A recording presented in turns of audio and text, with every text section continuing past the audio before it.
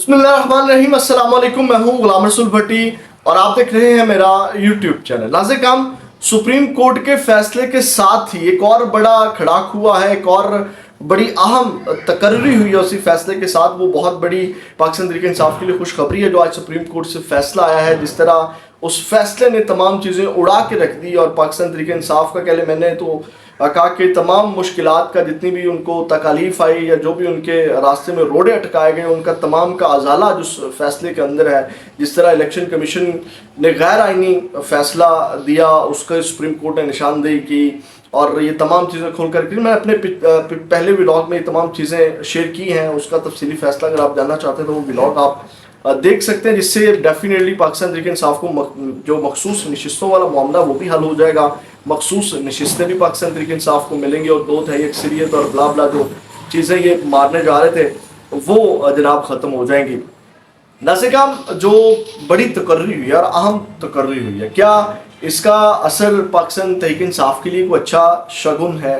यानी कि पाकिस्तान तहरीक इंसाफ के लिए क्या कोई बेहतरी होने जा रही है या पाकिस्तान तहरीक इंसाफ के हवाले से कोई नरमी आएगी? इस हवाले से भी आपको मैं आगाह करूंगा, क्योंकि लेफ्टिनेंट जनरल जो DGISI नदीम अंजुम है उनकी जगह नई तकर्री होगी। आपको पता याद होगा कि वो पहले भी रिटायर हो चुके थे, फिर उनको 1 साल की एक्सटेंशन दी गई थी फ़ौज की जानिब से।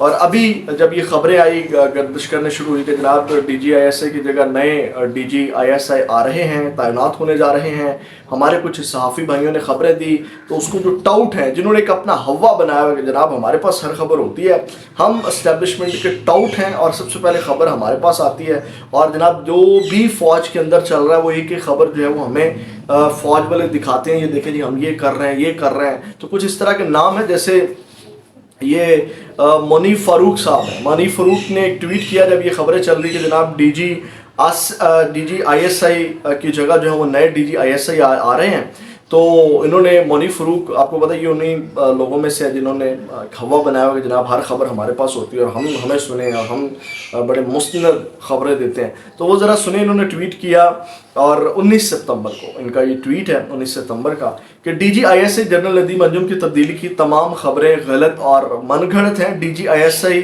जनरल फैसल नसीर से मुतल्लिक फैलाई जाने वाली तमाम खबरें भी बेबुनियाद हैं।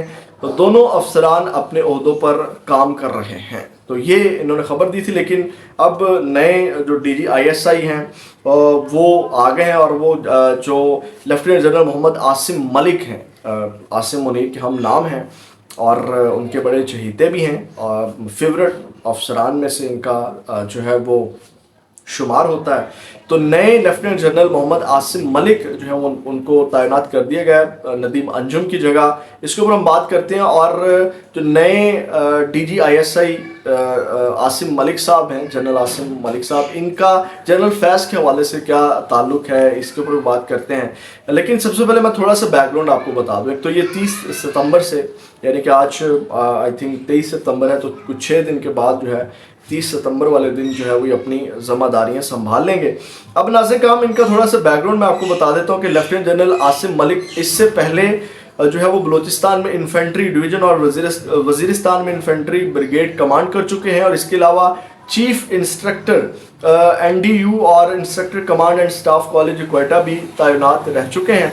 और लेफ्टिनेंट जनरल आसिम मलिक इससे पहले मिलिट्री ऑपरेशन डायरेक्टोरेट भी फ्राइज से अंजाम दे चुके हैं। और lieutenant general Asim Fort 11 Worth और Royal College of Defence Study के ग्रेजुएट भी हैं और अपने कोर्स में एजाज़ी शमशीर भी हासिल कर चुके हैं। और लेफ्टिनेंट जनरल आसिम मलिक फ़ौजी ख़ानदान से ताल्लुक़ रखते हैं और उनके वालिद ग़ुलाम मोहम्मद भी लेफ्टिनेंट जनरल तैनात रहे हैं और उन्होंने कोर कमांडर रावलपिंडी के फ़्राइज़ भी अंजाम जो हैं वो दिए हैं। जबकि लेफ्टिनेंट जनरल आसिम मलिक के वालिद को जनरल GM के तौर पर जाना जाता है। तो ये नाज़िर काम उनका थोड़ा सा बैकग्राउंड और पस मंज़र है। अब आते हैं कि जनाब इनका जो जनरल फैज़ के साथ क्या ताल्लुक़ है और फिर PTI के लिए इस हवाले से क्या ख़बर है या क्या चीज़ें हैं, यानी क्या PTI वालों के लिए खुशखबरी है या नहीं है। इमरान खान ने भी आज DGISI की तैनाती के साथ ही एक नया फ़ैसला किया है, उससे भी आपको अपडेट करते हैं।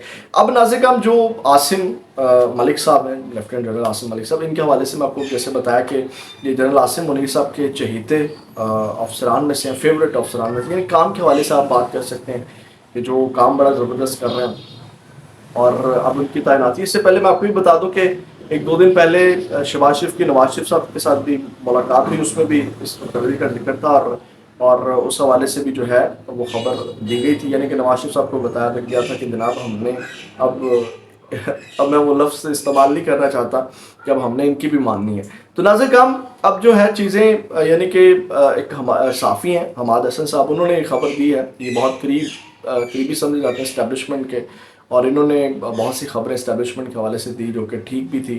تو وہ کہتے ہیں جی جب سے جنرل فیض گرفتار ہیں اور ان کا جو کورٹ مارشل کا عمل ہے اس کی نگرانی جو ہے وہ جنرل عاصم ملک کر رہے ہیں. اب اس کو سامنے رکھ کے کچھ چیزیں چل رہی ہیں مارکیٹ کے اندر, وہ میں آپ کے سامنے رکھتا ہوں. جو تجزیہ کر رہے ہیں یا پی ٹی آئی کے جو کچھ جو سپورٹر صحافی ہیں وہ اب یعنی کہ اس کو سامنے رکھ کے تصویر کھینچ رہے تھے کہ جناب جو پی ٹی آئی ہے ان کے لیے کوئی پالیسی فوج کی چینج نہیں ہوگی, یعنی کہ وہی پالیسی چلے گی جو چلتی آ رہی ہے. 9 مئی کے حوالے سے جو چیزیں ہیں وہ اسی طرح چلیں گی, یا 9 مئی کا جو بیانیہ ہے وہ اسی طرح چلے گا. اور یہ تمام چیزیں یعنی کہ اس کو سامنے رکھ کے یہ بنیاد بنا کر کے وہ پکچر جو ہے وہ کھینچی جا رہی ہے. لیکن میرے نزدیک ایسا نہیں ہے. میرے نزدیک یہ ہے کہ اس میں سیاسی منظرنامہ چینج ہوگا, اور اس حوالے سے میں آپ کو یہ خبر دے رہا ہوں کہ عمران خان کا جو ذرائع خبر دے رہے ہیں کہ عمران خان کی یہ پہلی ڈیمانڈ تھی, یعنی کہ ان کے ساتھ جو معاملات چل رہے ہیں عمران خان سے. ایک تو آپ اندازہ لگائیں جو سپریم کورٹ سے فیصلہ آیا ہے ڈیفینیٹلی وہ آئین اور قانون کے مطابق ہے, لیکن وہ فیصلہ آپ دیکھیں کہ جو پی ٹی آئی یا عمران خان چیزیں چاہتے تھے کہ ان کا مینڈیٹ واپس کیا جائے, جہاں ان کے ساتھ جو چیزیں کی گئی ہیں, آپ کو پتہ ہے کہ اب ڈیفینیٹلی وہ چیزیں ساری کی ساری تو ریورس نہیں ہوتی, ایک طریقہ کار ہوتا ہے. وہ فیصلہ بھی آج پاکستان تحریک انصاف کے حق میں آیا, اور اس کے ساتھ آج ایک نئی تبدیلی بھی آئی, اور اس میں پہلی شرط جو ہے وہ ذرائع بتاتے ہیں کہ D G I S I کی تبدیلی تھی. اور اسی تبدیلی کے ساتھ اگلا جلسہ جو ہے وہ تحریک انصاف والے کرنے جا رہے تھے میاں والی, جس کو عمران خان نے منسوخ کر دیا ہے, اور کہا جا رہا ہے کہ جناب اب اس تبدیلی کے بعد جو ہے وہ جلسہ راولپنڈی میں اناؤنس کر دیا گیا. اور آپ کو پتہ ہے کہ ڈالا جیل راولپنڈی میں آتی ہے, اور 28 ستمبر کو عمران خان نے کہا کہ جناب آپ راولپنڈی کے اندر جلسہ کریں. تو یہ نازک کام اب قبل از وقت کچھ کہا نہیں جا سکتا. یہ تو وہ جو ایک پکچر میں نے کہا نا, پکچر کھینچ رہے تھے کہ جناب اب جو تبدیلی ہے اس سے کوئی نرمی نہیں آئے گی. تو اب دیکھیں 9 مئی کے حوالے سے بہت سی تبدیلیاں آ چکی ہیں. تحریک انصاف کو جلسے کرنے کی اجازت مل گئی ہے. تحریک انصاف کے جھنڈے تک پابندی تھی. جھنڈا پکڑنے والے کو پولیس پکڑ لیتی تھی, اور جھنڈا لہرانے تک آپ دیکھیں لاہور کے اندر کتنے عرصے کے بعد جو ہے وہ پاکستان کے پرچم لہرائے گئے اور ایک جلسہ کرنے کی اجازت دی گئی. اس سے پہلے جو ہے وہ اسلام آباد کے اندر سنگجانی کے مقام پہ جو جلسہ ہوا. تو یہ بڑی بہت چینج آیا ہے پاکستان تحریک انصاف کے حوالے سے.